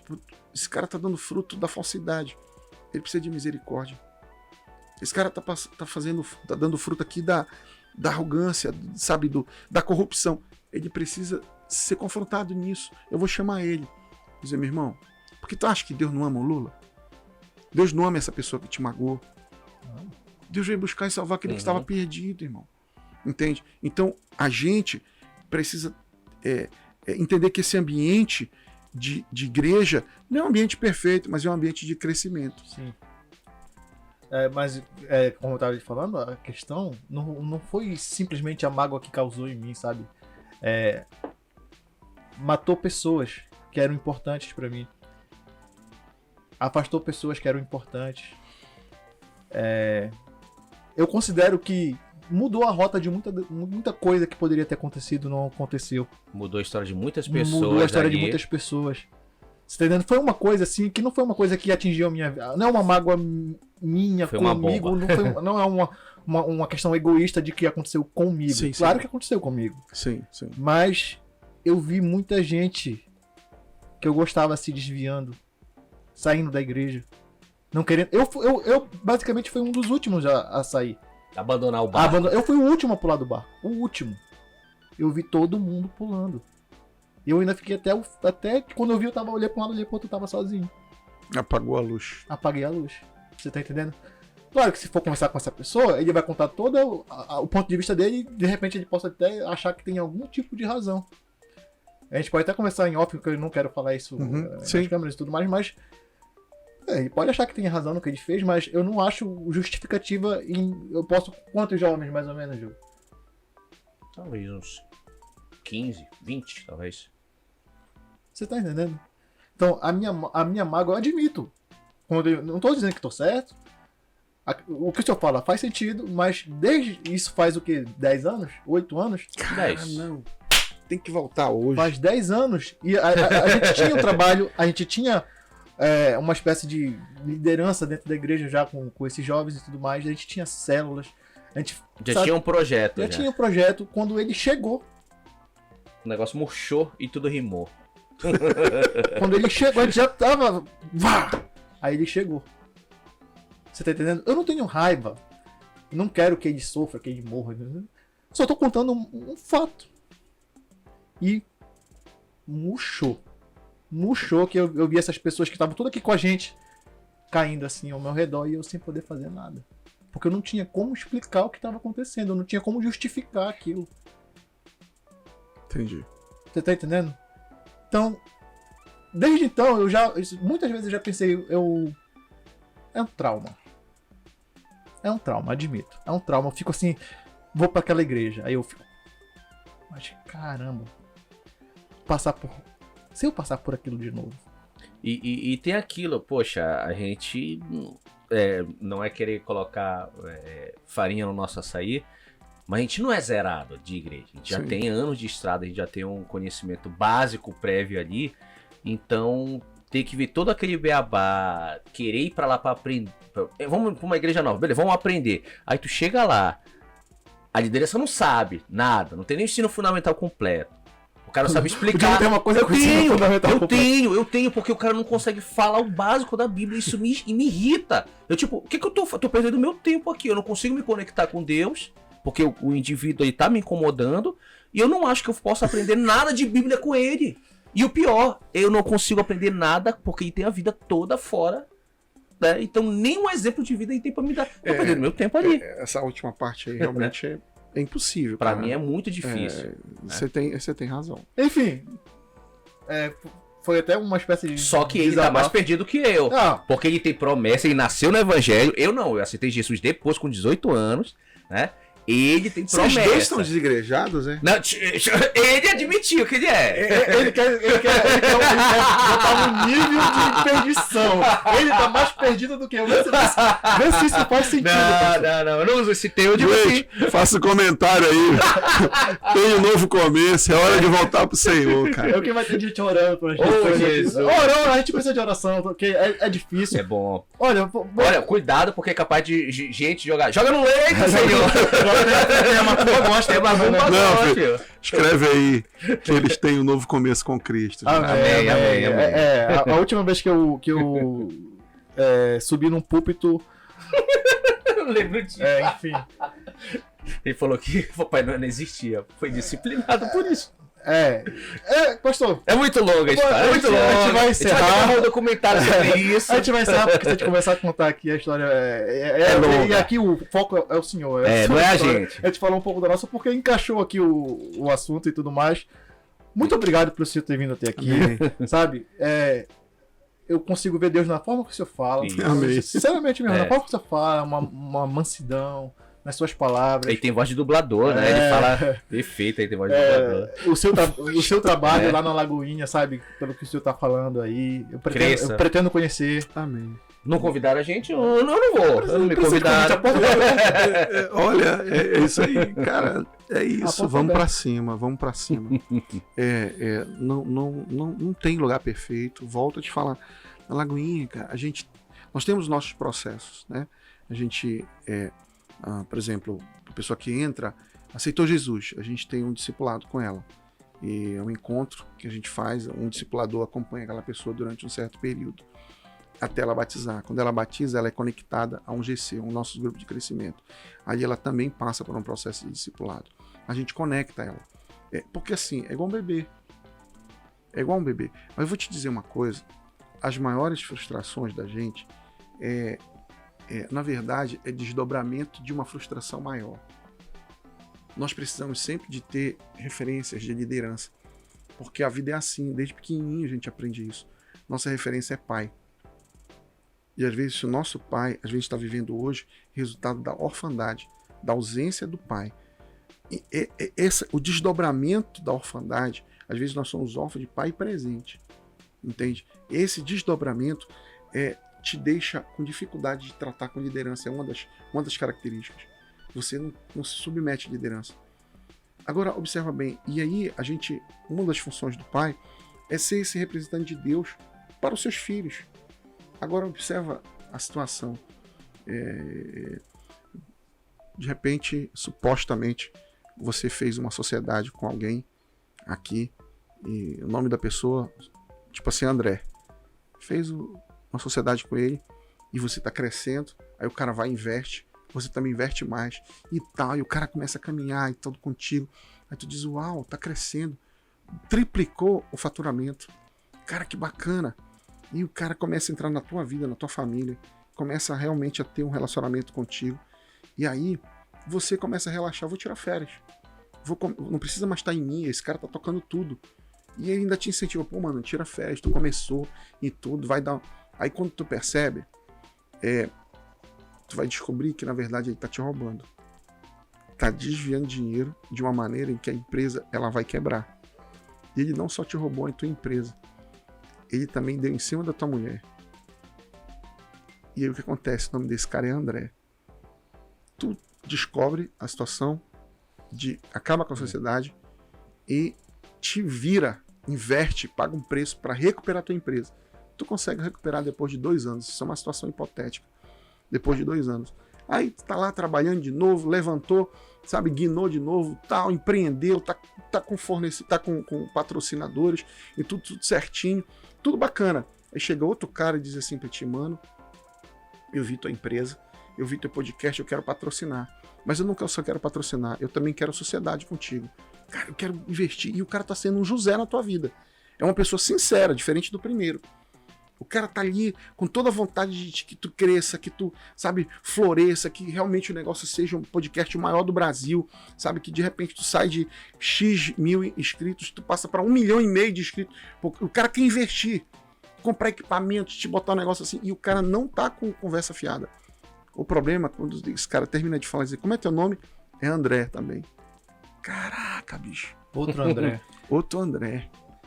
É assim que a gente fica quando o Pai, como é o nome de Deus? O Senhor Jesus disse assim, quando orares, ores assim, Pai nosso. O nosso Pai apresenta Deus de uma maneira em que às vezes Deus não é. E aí a gente pega uma referência de um líder que apresentando também Deus como Deus não é. Um pastor apresentou Deus como Deus não é. Um líder apresentou Deus como Deus não é. Como é que tu vai confiar em outro líder? Mas tu entende o propósito daquela pessoa deveria se apresentar o Pai Eterno. Não ela mesma. Ela se apresentou e aí tu acreditou e feriu você. Mas existe um Deus que te ama e ele não vai assim, trair você, ele não quer enganar. Ele quer abençoar, quer prosperar, dar caminho de paz, quer conectar o corpo. Vamos caminhar, bicho.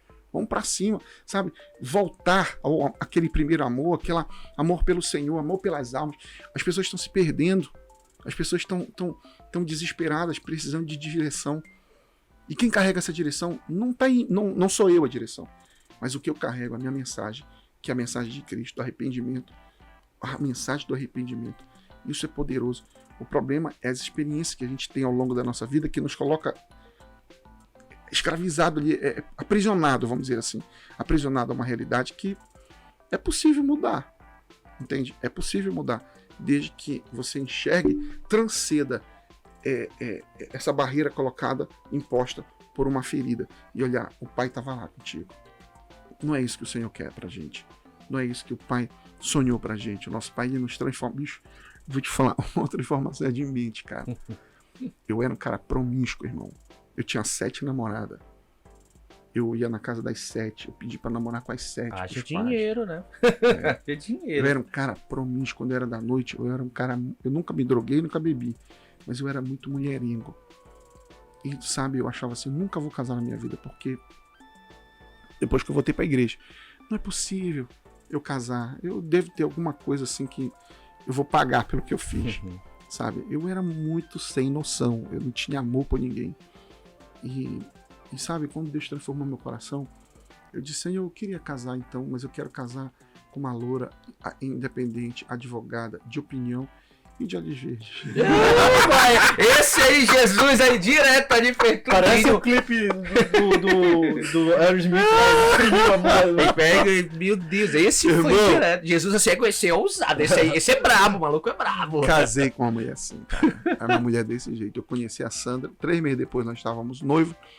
Amanhã, dia 10, nós vamos fazer 17 anos de casado. Aê, excelente. 3 filhos. Meu Deus, que maravilha. E eu vou te falar uma coisa, brother. O Deus que eu conheci através de líderes que muitas das vezes me deixaram magoados, hoje eu conheço outro Deus, porque não tem mais mediador entre nós e Deus a não ser Jesus. É por aí que o desigrejado confunde. Mas eu não posso buscar Deus sozinho? Pode. Mas a questão é quem tá te confrontando? Quem tá pegando na tua mão para caminhar contigo? Quem tá, sabe, discipulando você? Para quem você presta conta? A gente tem que prestar conta. Se tu correr aqui na terra, tu não corre no final, porque o final das coisas a gente vai prestar conta, né? Então, eu penso assim, não importa, sabe? Entende, Deus não falhou, Deus estava lá, sabe? E tu sabe, para finalizar, a minha cabeça, mesmo sendo louca do jeito que era, um dia eu tava no trânsito, indo pra minha casa, tava parado no sinal, passa uma moça assim, na frente do carro, aquelas paniquete, indo pra academia. Cara, minha primeira reação, quando eu olhei ela, eu falei, Senhor, tem misericórdia, tão bonita. Por que ela tá expondo o corpo dela dessa maneira, Senhor? Isso não é o que ela tem de mais precioso, Pai. Eu comecei a estender a mão, a moça, eu tava sozinho dentro do carro e comecei a estender a mão pra moça orando por ela. E aí, quando eu terminei de orar, e o sinal abriu e tal, o Espírito Santo falou assim, viu como eu transformo? Eu não tive uma reação de uau, sabe? Eu tive uma reação de orar por ela. Pra mim, tem milagre maior do que a mente na gente? Com certeza. Eu tava sozinho, quem que ia me julgar ali? Eu tava só, sabe? Eu tava só, mas sabe o que eu acho louco disso? É que a gente pode dizer assim, Espírito Santo, senta aqui do meu lado. Senhor, senta aqui, conversa comigo. O Senhor aí nos chama para ter esse relacionamento pessoal, cara. Isso é maravilhoso. Então eu amo o Senhor, eu não sou perfeito, mas Deus transformou a minha mente.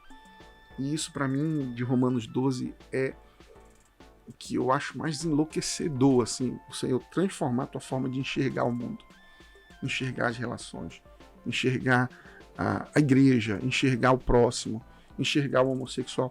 Minha igreja é um local para homossexual, minha igreja é um local para drogado, minha igreja é um local para prostituta, minha igreja é um local para corrupto, porque lá eles terão encontro com o Senhor e é melhor eles estarem lá do que na rua. Sabe? Porque o problema das pessoas não é essas mazelas, mas é a falta de Deus no coração delas. Porque quando elas têm esse encontro, elas são transformadas. Não é eu que transformo, é o Senhor. Mas eu tenho que recebê-las. Eu tenho que ter esse ambiente para receber. E eu quero receber. Por isso que a igreja é um pouco apagada, o escuro, porque eu não preciso ver o teu rosto. Eu só preciso que tu esteja lá. Porque tu vai receber a palavra. Cantada, ministrada, e a gente prega a Bíblia, irmão.